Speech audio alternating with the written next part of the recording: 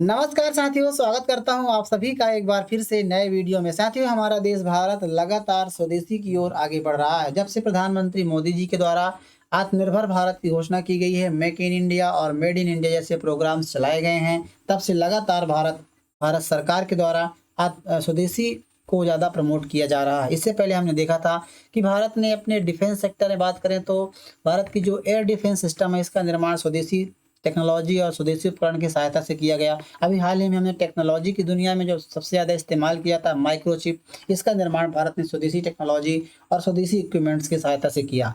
अभी हाल ही में साथियों, भारत के जो टेलीकॉम सेक्टर है बीएसएनएल, भारत संचार निगम लिमिटेड को 4G नेटवर्क में कन्वर्ट कर दिया गया है और इसमें जो नेटवर्क स्टैक इस्तेमाल किया गया है वो पूरी तरह से स्वदेशी है। आज हम इस वीडियो में इसके बारे में चर्चा करेंगे।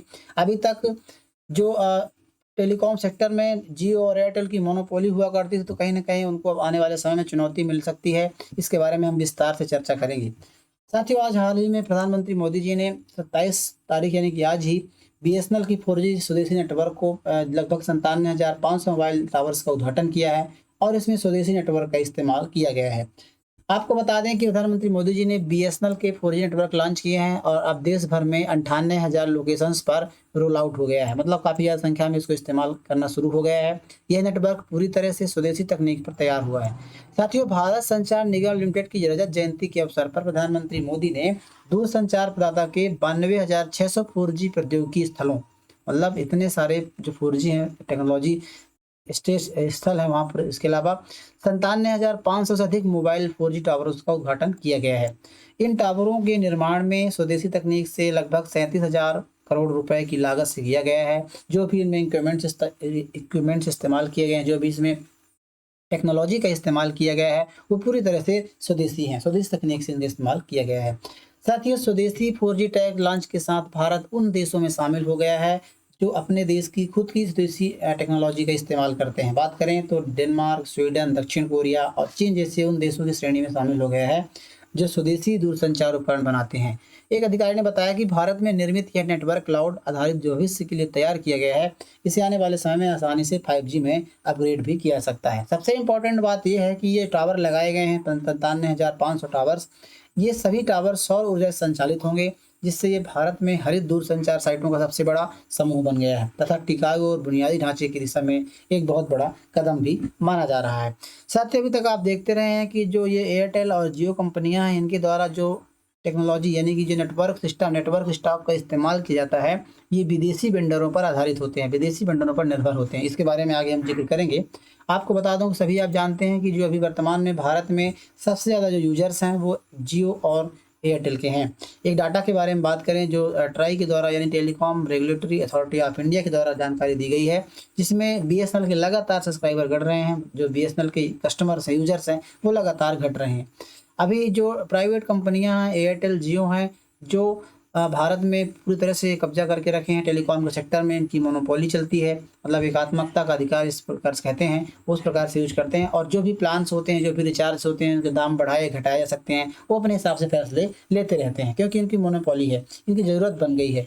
तो साथियों, अब आने वाले समय में अब बीएसएनएल के इस प्रकार के सरकार के स्वदेशी अपनाने की वजह से सरकार लगातार उनको प्रमोट कर रही है, तो आने वाले समय में इनको चुनौतियां देखने को मिल सकती है। बात करें डाटा के बारे में तो देश में 116.35 करोड़ मोबाइल यूजर्स हैं, जिसमें से 47.75 करोड़ यानी कि 4 करोड़ लगभग यूजर्स यानी कि 50% से भी ज़्यादा लोग इसको यूज कर रहे हैं जियो को। इसके अलावा एयरटेल के बारे में बात करें तो एयरटेल के 39.14 करोड़ लाख एक चार 39.14 करोड़ यूजर्स हैं और भारत इसमें 31.18% का ये शेयर रखती है। तो इस प्रकार से देख सकते हैं लगातार इनके जो यूजर्स हैं वो बढ़ भी रहे हैं क्योंकि इनकी सर्विस लगातार काफ़ी अच्छी मिल रही है।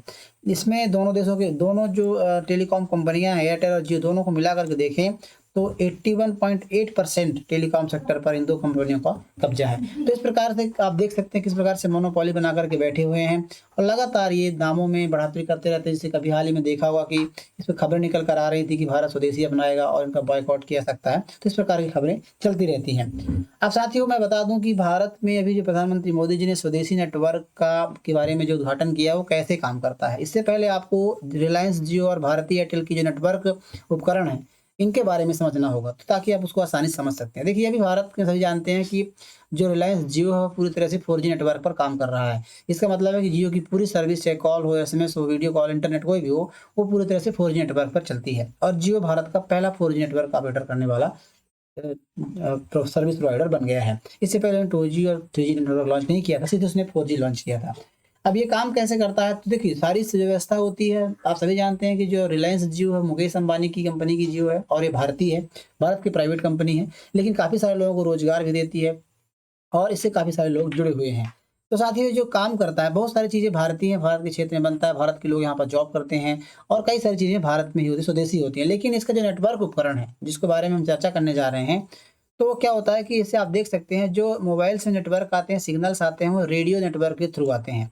साथियों, रेडियो नेटवर्क के थ्रू आते हैं, जिससे रेडियो नेटवर्क जो होता है, इसमें जो इक्विपमेंट्स लगे होते हैं रेडियो नेटवर्क से, मतलब जैसे आप एक उदाहरण के तौर पर समझें, तो आप ये यूजर्स हैं, ये मोबाइल आप यूजर्स हैं, आपका मोबाइल आपके नज़दीकी जो आपका नेटवर्क, सेलुलर नेटवर्क होता है, वहाँ पर कनेक्ट होता है। तो ये रेडियो नेटवर्क के द्वारा ही कनेक्ट होता है। आपका जो मोबाइल नेटवर्क कनेक्ट करता है, वो रेडियो नेटवर्क के द्वारा ही कनेक्ट करता है। तो जो रेडियो नेटवर्क्स होते हैं, इन पर जो इक्विपमेंट्स लगे होते हैं विदेशों के वेंडर्स की बात करें, तो जियो का सबसे बड़ा पार्टनर है सैमसंग। तो जो रेडियो इक्विपमेंट्स है वो सैमसंग का लगा हुआ है, सैमसंग कंपनी, और सैमसंग कहीं साउथ कोरिया कंपनी, विदेशी कंपनी है। तो 4G और 5G जो रेडियो नेटवर्क हैं, वो सैमसंग के लगे हुए हैं। इसके अलावा जो कोर नेटवर्क होते हैं, कोर नेटवर्क के बारे में बात करें, तो क्या होता है, जैसे आपका मोबाइल इस नेटवर्क से कनेक्ट हो जाता है, आप जिस भी व्यक्ति से संपर्क करना चाहते हैं, उसको कनेक्ट करने के लिए इस नेटवर्क को पहले कोर नेटवर्क से कनेक्ट होना होता है। जब आपका नेटवर्क इस कोर नेटवर्क होगा, तो ये कोर नेटवर्क उस व्यक्ति, जिस व्यक्ति से आप संपर्क करना चाहते हैं, उसको कनेक्ट करेगा इस आपसे, आपके नेटवर्क से। दोनों को जो कनेक्ट, आपको और जिससे आप कनेक्ट होना चाहते हैं, इन दोनों को कनेक्ट करने की जो प्रक्रिया होती है, वो कोर नेटवर्क की सहायता से होती है। तो जो कोर नेटवर्क, जो इक्विपमेंट्स है, जो भी टेक्नोलॉजी है, ये सिस्को नाम कंपनी के द्वारा इसका इस्तेमाल किया जाता है। इस प्रकार से नोकिया और एरिक्सन नाम कंपनियां भी कुछ हिस्सों में इसका साझेदार है, वेंडर हैं।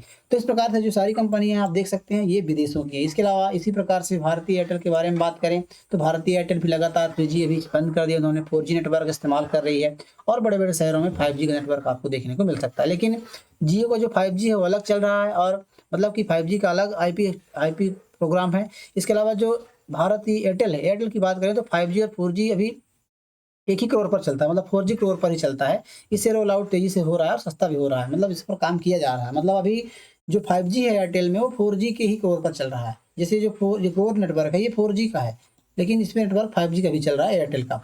इसके बारे में बात करें, सेम इसी प्रकार से काम करता है। जो रेडियो नेटवर्क है, ये भी साथियों आप देख सकते हैं यहाँ पर, जो रेडियो नेटवर्क है, ये सबसे बड़ा पार्टनर है एरिक्सन का, मतलब जो रेडियो नेटवर्क है एरिक्सन का है, और सबसे बड़ा पार्टनर है, 5G नेटवर्क इसको दे रहा है। इसके अलावा नोकिया के ट्रांसपोर्टेशन और कुछ हिस्सों पर क्रो नेटवर्क, जो क्रो नेटवर्क लगाए गए कुछ हिस्सों पर नोकिया के हैं, इसके अलावा सैमसंग के भी हैं। तो इस प्रकार से अलग अलग इनका वेंडर हैं, अलग अलग टाइप हैं इनसे, जो लगातार इनका इस्तेमाल करते हैं।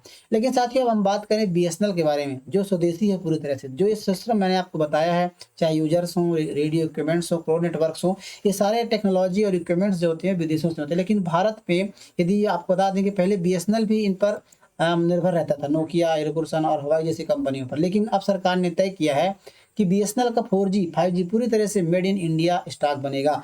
मतलब आपको बता दें कि जो आपको, जैसे आप देखना होगा कि नेटवर्क सॉफ्टवेयर, जो भी नेटवर्क प्रोसेस है, जैसे कि रेडियो नेटवर्क हो, क्रो नेटवर्क हो, ये सभी जो है स्वदेशी कंपनियों द्वारा ली जाए। जैसा कि बताया गया है कि जो C.T है, C.T है, मतलब सेंटर फॉर डेवलपमेंट ऑफ टेलीमेट्रिक्स, इसके द्वारा क्रो नेटवर्क सॉफ्टवेयर लिया जाएगा। मतलब क्रो नेटवर्क, जैसे मैंने आपको बताया, क्रो नेटवर्क के बारे में जो प्रोसेस है, ये हम C.T से लेंगे। इसके अलावा TCS, टाटा कंसल्टेंट सर्विस से भी सिस्टम इंटीग्रेटर के बारे में लिया जाएगा।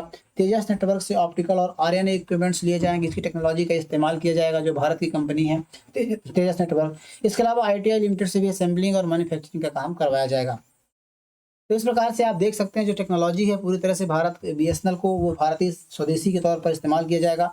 तो साथियों, आने वाले समय में प्रतिस्पर्धा देखने को मिल सकती है जियो और एयरटेल पर। इसका असर क्या पड़ेगा, इस पर हम चर्चा कर लेते हैं।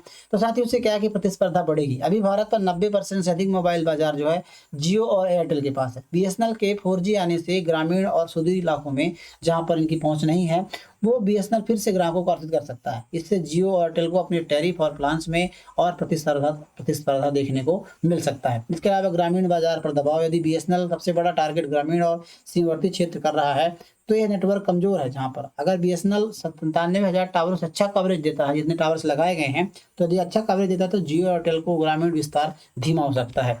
इसके अलावा आत्मनिर्भरता बनाम विदेशी निर्भरता। साथियों, दरअसल आप जानते हैं कि भारत लगातार आत्मनिर्भरता की ओर आगे बढ़ रहा है और जियो और एयरटेल काफ़ी हद तक विदेशी नेटवर्क उपकरण कंपनियों पर निर्भर हैं। ये कॉस्ट ने आपको बताया कि नोकिया, सैमसंग पर निर्भर हैं, लेकिन बीएसएनएल पूरी तरह से मेड इन इंडिया स्टॉक पर बनाया गया है। इससे लंबे समय में बीएसएनएल यदि कॉस्ट एडवांटेज हासिल कर सकता है, मतलब यदि तो क्या होता है कि जो विदेशी कंपनियां हैं अपनी कॉस्ट बढ़ाएंगी, जो भारत की जो विदेशी, जैसे भारत की टेलीकॉम कंपनियां हैं जियो और एयरटेल, यदि इनके ऊपर नेटवर्क उपकरण संबंधित जो इक्विपमेंट्स हैं, टेक्नोलॉजी है, उसके दाम बढ़ाती है, तो स्वाभाविक सी बात है इनको अपने प्लान्स भी बढ़ाने होंगे। लेकिन भारत की जो बीएसएनएल कंपनी है, यदि मेड इन इंडिया है, तो इसमें क्या है कि लंबे समय तक इसे कॉस्ट एडवांटेज मिल सकता है, मतलब इसके दाम नहीं बढ़ेंगे, ऐसा हो सकता है। इसके अलावा 5G के रेस में अंतर, क्योंकि आप सभी जानते हैं जियो और एयरटेल पहले ही 5G शुरू कर चुके हैं और बड़े शहरों में आगे हैं, लेकिन बीएसएनएल फिलहाल 4G पर है। लेकिन क्लाउड बस्ट रिस्क स्टॉक की वजह से भविष्य में इसे जल्दी अपग्रेड हो सकता है। जैसा कि मैंने बताया है कि इसको अभी बिना नेटवर्क को हटाए उसी नेटवर्क, यानी कि उसी नेटवर्क जो लगाए गए हैं, उन्हीं नेटवर्क पर 5G से उनको अपग्रेड किया जा सकता है।